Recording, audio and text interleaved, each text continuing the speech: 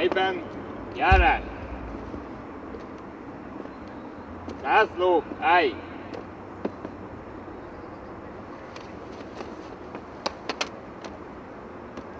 Századzászló! Jobbra! Hát!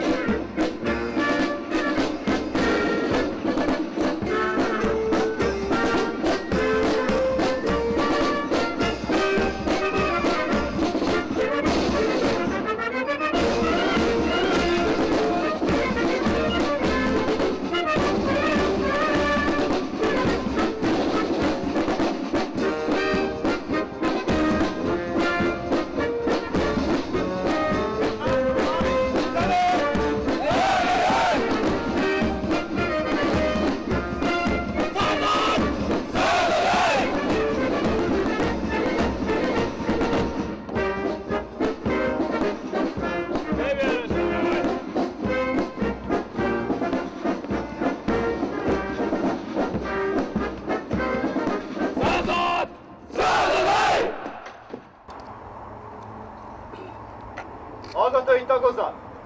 Iga! Szodj!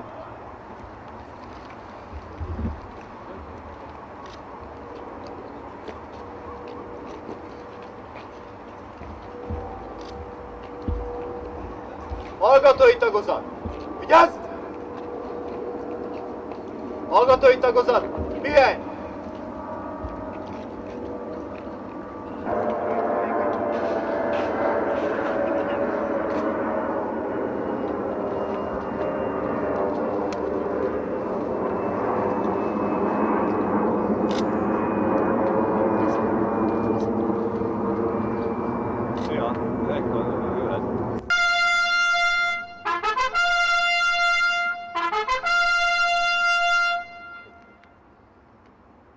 Hallgatói tagozat!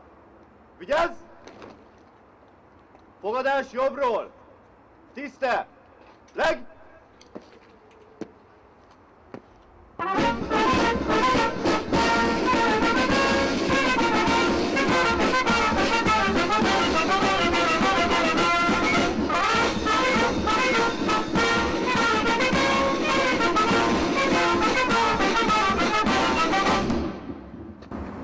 Standardtábornok úr, Károly hallgató gyakorló zászlóparancsnok.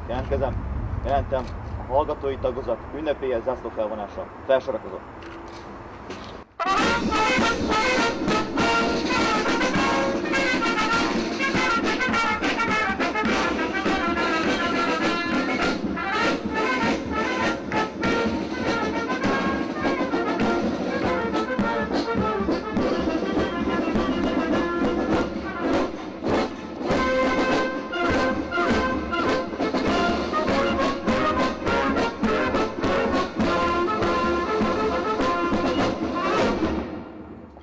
Jó napot, honvédek!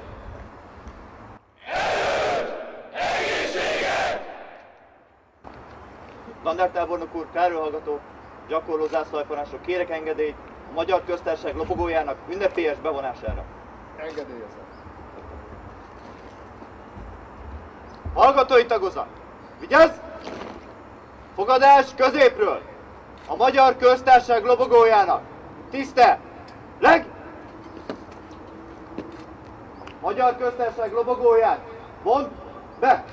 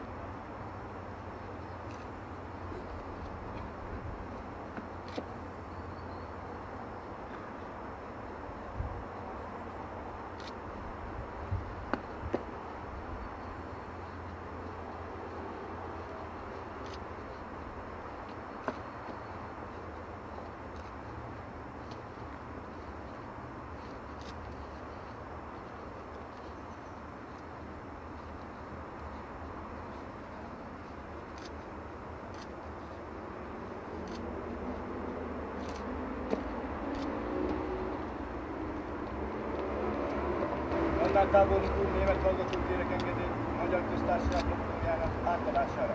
Engedélyezem.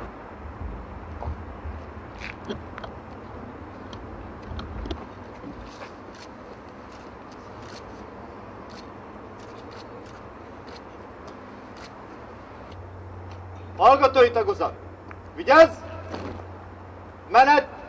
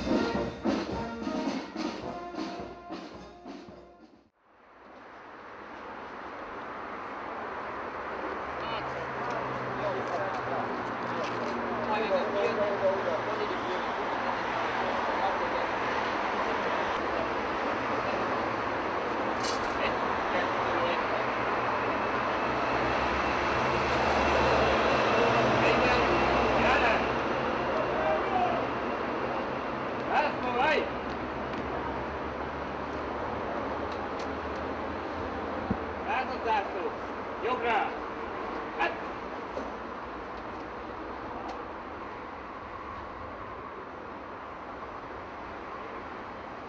Rádozzák!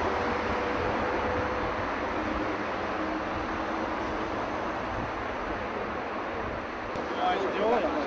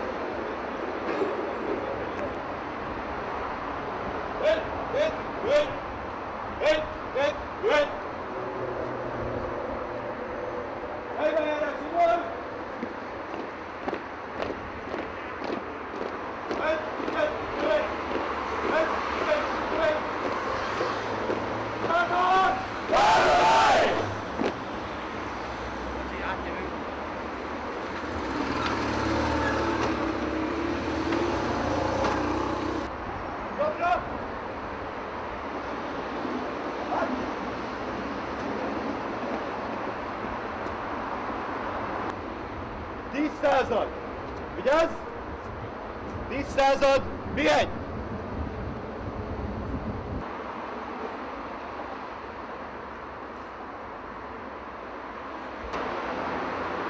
Tízászlóhely! Vigyázz!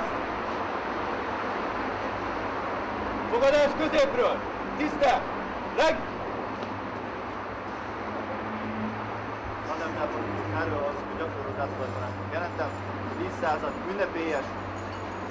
Iskola bezárása, lesorolva.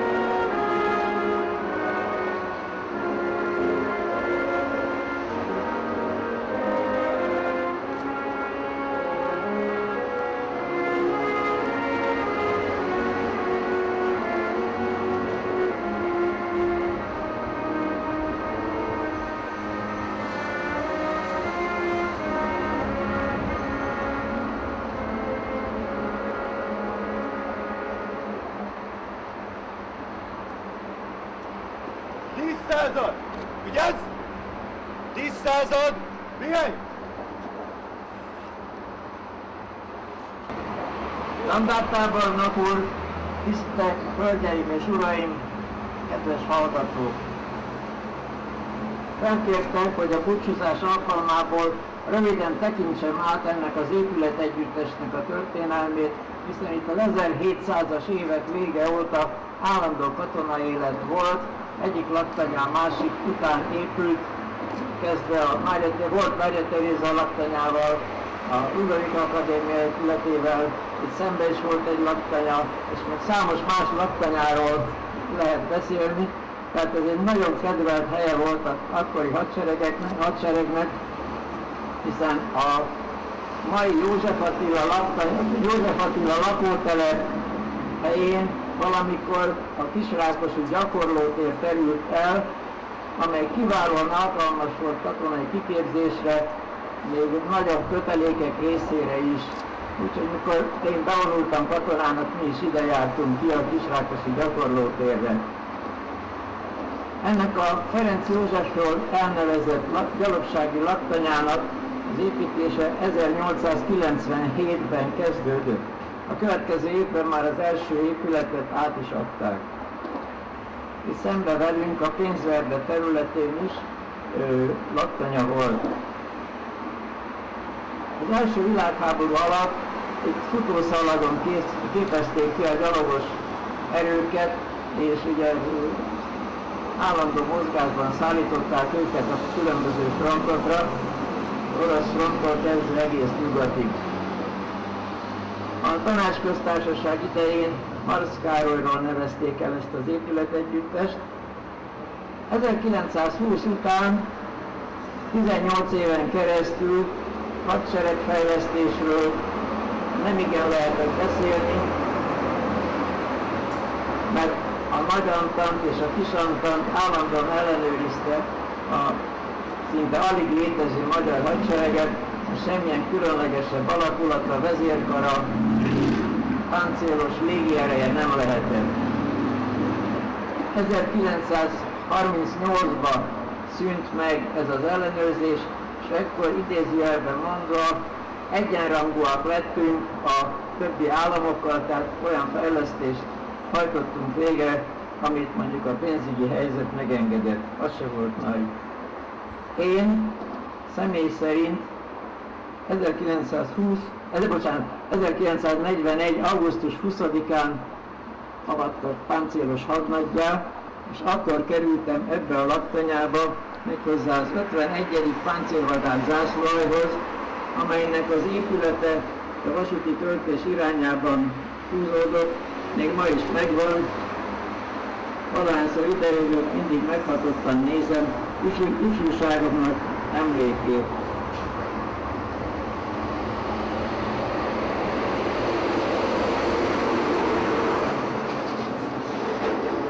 A haditechnikai téren állt valaha egy Nimrod páncélgépágyú, amely a mi kedvenc fegyverünk volt.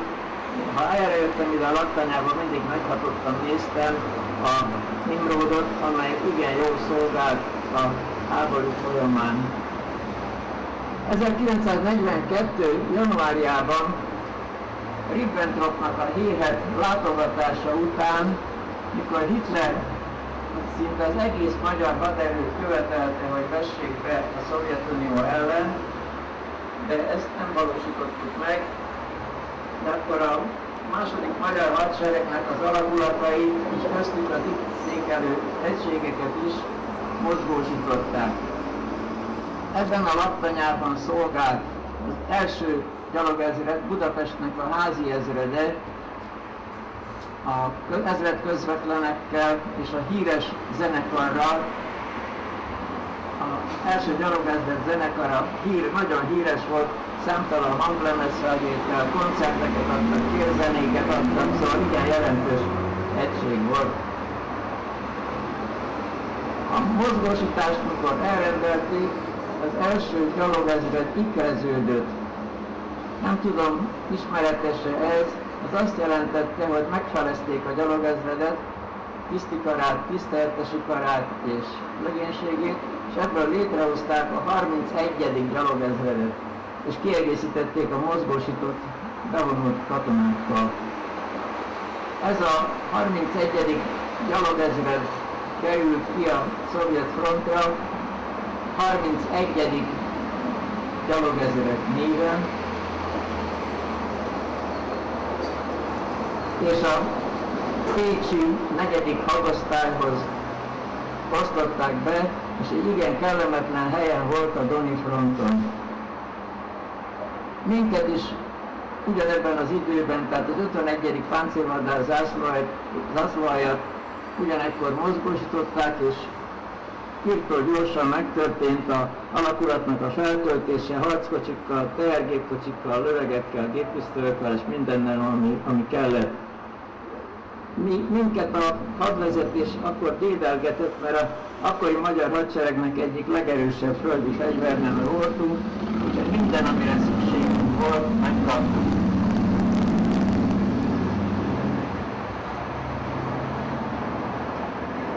A frontra való kiszállításunk vasúton történt, körülbelül 10 napig utaztunk, óriási kerülőkkel jutottunk el a Don mellé, de előtte még körülbelül 300-400 kilométert kellett gyalogmenetbe megtenni, lehetetlen körülmények között. Mi ugyan harckocsin mentünk, de a gyalogságnak óriási erőfeszítést jelentett ez a 300-400 kilométer néhány nap alatt. A nagy áttörés a Don mellett 1943. január elején történt, és hát köztudomású, erről nem is akarok most beszélni, a magyar hadsereg óriási veszteségeket szenvedett. A megmaradt személyi állomány kb. Májusban jött vissza a szovjet frontról, és akkor mindenki a saját laktanyájába visszavonult, így mi is oda, a gyalogezred pedig ide a többi épületbe. Most jön a jelentős újítás. A második világháború után a laktanya folyamatosan a tisztképzés céljait szolgálta. 1947-ben a laktanyát a nyilasok által kivégzett Kis János altábornagyról nevezték el. Volt itt tüzér továbbképző tanfolyam, hadtáptiszti iskola, innen jártak egyetemre a honvédség állományába átvett mérnök, jogász hallgatók, és innen mentek a saját egyetemeikre tanulni, de utána ide vonultak be. Itt akkor a mérnök hallgatóknak a páncélos alapismereteket tanítottam, miután én a szabályzatszerkesztő csoportfőnökségen szolgáltam, úgyhogy az új szabályzatokat első kézből még szinte kefele vonat korában ismertem meg. A autóbuszpályaudvar felé eső oldalon ekkor épült a több épületből álló létesítmény, melyet akkor megalakult Gábor Áron középtiszti iskolának adott otthon. 1957-ben összevonták az összes tisztiskolát, ez volt az úgynevezett Egyesített Tiszti Iskola, rövidítve ETI. A rekonstrukció során le kellett bontani számos régi épületet, de szerencsére a pénzhiány miatt minden nem került lebontásra, úgyhogy ezek a régi szép, még az első világháború előtti épületek megmaradt, egy része megmaradt. Ugyanekkor történt az, hogy egybenyitották a Kis János és a Gábor Áron laktanyát. 1963-ban beindult a 4 éves tisztképzés, és a végzettek ettől kezdve 2 oklevelet kaptak, hát ez már ismeretes önök előtt. 67-ben történt az Alka Máté Katonai Műszaki Főiskola indításának éve. 1989-től növekedett a nyelvi tisztképzés, tehát nagy jelentőséget tulajdonítottak a idegen nyelveknek, és a technikai színvonalat is a kor szellemének megfelelően fejlesztették. Az utolsó évtizedben jó kapcsolatunk alakult ki egyrészt a Bolyai Akadémiával, illetve az másik nevén Zrínyi Miklós Nemzetvédelmi Egyetemmel. Évente többször kaptunk meghívást különböző rendezvényekre, szoboravatásokra. Minden alkalommal örömmel jövünk, és ezt nem csak a magam nevében mondom, hanem az összes többi régi tisztképző intézet még élő hallgatói nevében is. Kitüntetésnek vettem, hogy az önök búcsúztatásán régi támaszpontjukon elmondhattam dióhéjban az iskolának, illetve az egész épület együttesnek a történetét. Kívánom, hogy érezzék magukat új támaszpontjukon is jól, készüljenek fontos feladataikra, és szeressék hivatásukat, ami nagyon fontos. Ehhez erőt és jó egészséget kívánok. Köszönöm, hogy meghallgattam. Ez középről! Tisztel! Meg!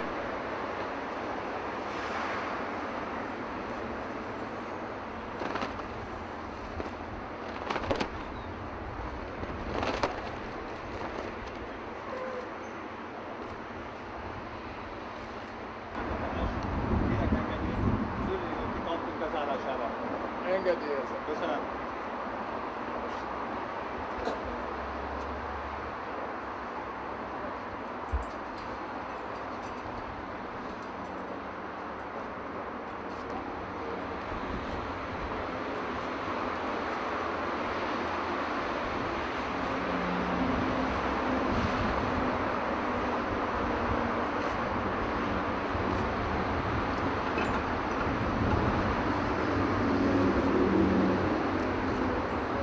zászlóhaj! Vigyázz! Fogadás középről! Tiszte! Leg!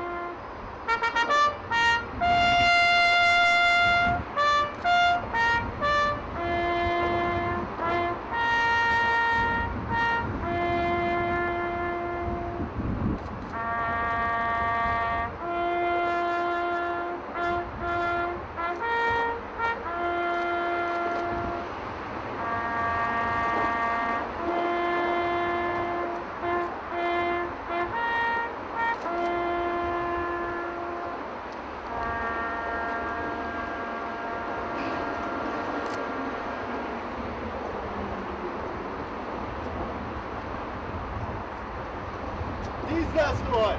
Vigyázz!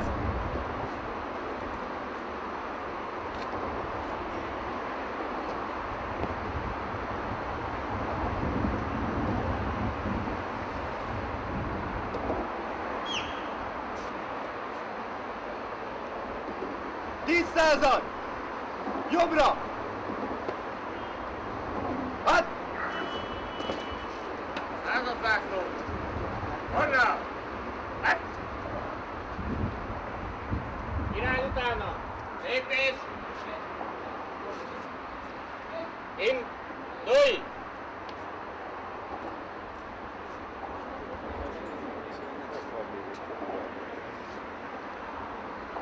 Helyben! Járás!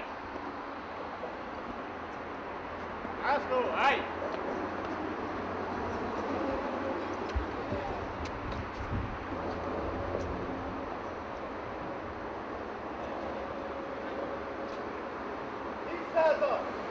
Irány utána! Lépés!